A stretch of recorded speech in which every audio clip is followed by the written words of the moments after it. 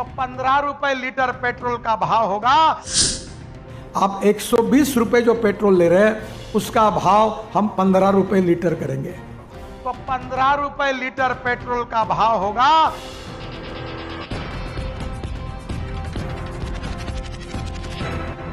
Cockroach जनता पार्टीनं धर्मेंद्र प्रधान यांचा राजीनामा घेतला। आता पुढची बारी गडकरींची।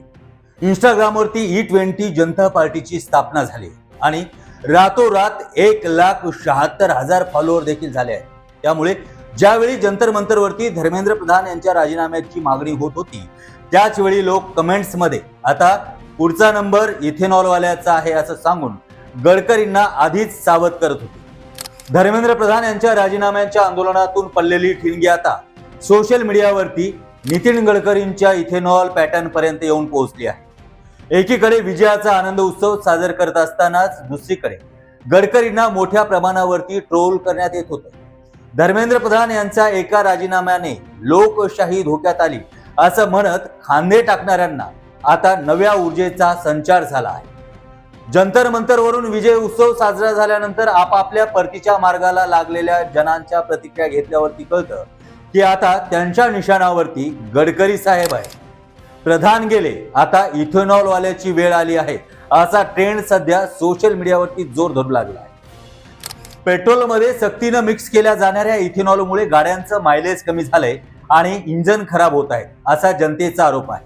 विद्यार्थ्यांसमोर झुकलेलं हे सरकार आता इथेनॉल सक्तीवरून सर्वसामान्यांसमोर देखील झुकणार का असा प्रश्न आता विचारला जातो।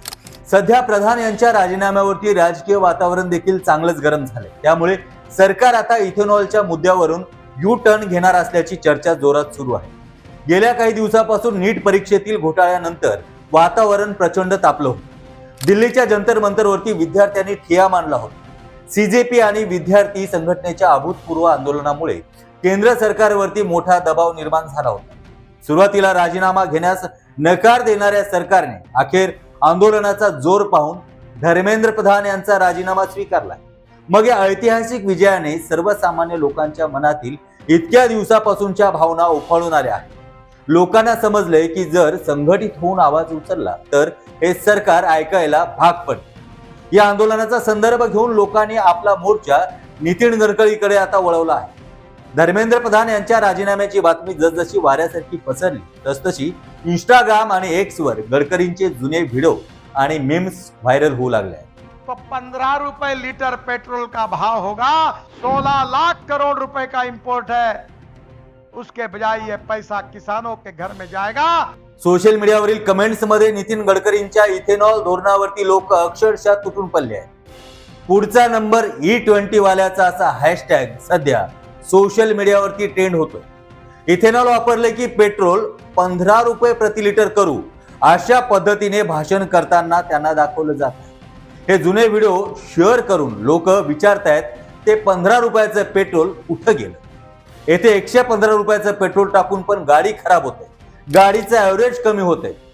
मग इथेनॉल पेट्रोलचा बाजार कधी उठणार असा प्रश्न आता जनता विचारत आहे। या ट्रेंडिंगचा परिणाम एवढा झालाय की गडकरीनं अलीकडच्या काही भाषणांमध्ये त्यांचा आवडता शब्द इथेनॉल उच्चारणं आता टाळण्याला दिसून येत आहे। अनेक कार्यक्रमांमधून ते दिसून देखील आले। काही दिवसापूर्वी नागपूर आणि पुणे येथील कार्यक्रमात त्यांनी 21 मिनिटाच्या भाषणात एकदा देखील इथेनॉलचा उल्लेख केला नाही। मग इथेनॉल वरून गडकरींनी गेअर बदललाय का असा प्रश्न विचारून त्यांची थट्टा उडवली जाते। इथेनॉल धोरणावरती टीका करणाऱ्या गडकरींना ट्रोल करणाऱ्या मनीष कश्यपसह 4 मोठ्या सोशल मीडिया हँडल कर्त्यांना नागपूर सायबर पोलिसांनी गुन्हे दाखल केले। त्यामुळे गडकरींवरील ट्रोलिंग दुप्पट झाली। गडकरींना ट्रोल करण्यामागे केवळ राजकीय हेतू नाही तर लोकांना सहन करावा लागणारा रोजचा त्रास आहे। पेट्रोलमध्ये सध्या जी 20% इथेनॉल मिक्स केलं जात आहे त्यामुळे सामान्य माणसांचा अक्षरशः कंबरनं मोडला आहे। इथेनॉल मिक्स पेट्रोलमुळे गाड्यांचे मायलेज झपाट्याने कमी झाले। लोकांना आधी जितक्या पेट्रोलमध्ये गाडी चालत होती त्यापेक्षा आता जास्त पेट्रोल टाकावं लागते असा आरोप आता जनता करत आहे। जुन्या गाड्यांचे इंजन पाईप गंजले, कार्बोरेटर खराब झाले, सोबतच इंजन जाम होण्याच्या तक्रारी गल्लीबोळात वाढल्या आहेत। गॅरेजमध्ये गाड्यांची गर्दी वाढली आहे।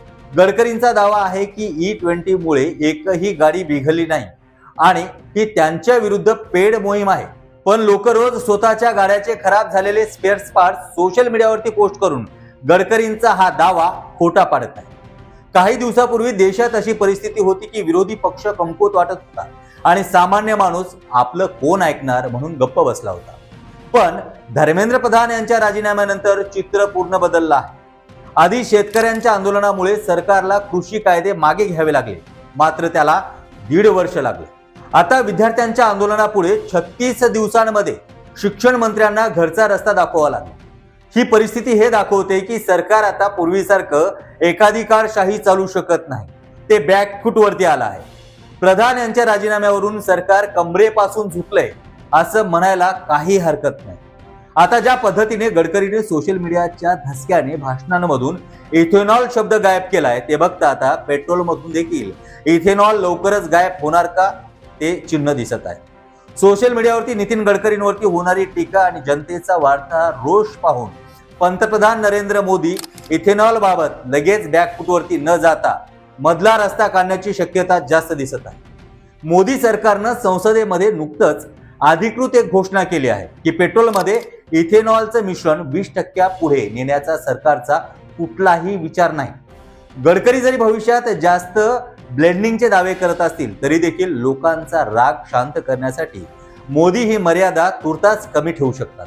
त्यामुळे लोकांचा थोडा तरी रोष कमी करण्यात मोदी प्रयत्नशील असू शकतात. ज्यामुळे जुन्या गाड्या आणि त्यांचे इंधन खराब होण्याची भीती आहे त्यासाठी सरकार एक महत्त्वाचा पर्याय देखील खुला करू शकतो.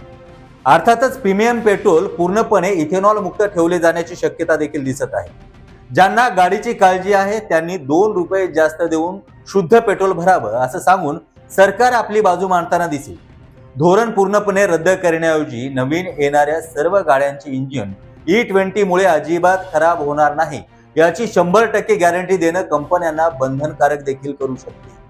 धर्मेंद्र प्रधान यांचा नुकताच झालेला राजीनामा सरकारसाठी नामुष्कीचा ठरला आहे. अशा वेळी इथेनॉलवरून पूर्णपणे घुमजाव केल्याने सरकार पूर्णपणे घाबरले असा थेट संदेश जाईल. त्यामुळे असं न करता केंद्र सरकार E20चा आग्रह हळूहळू कमी करू शकतो असाही अंदाज वर्तवला जातो. थोडक्यात काय तर लोकशाहीत जनता सर्वात मोठी असते हा धडा धर्मेंद्र प्रधान यांच्या राजीनाम्याने सरकारला पुन्हा एकदा दिला.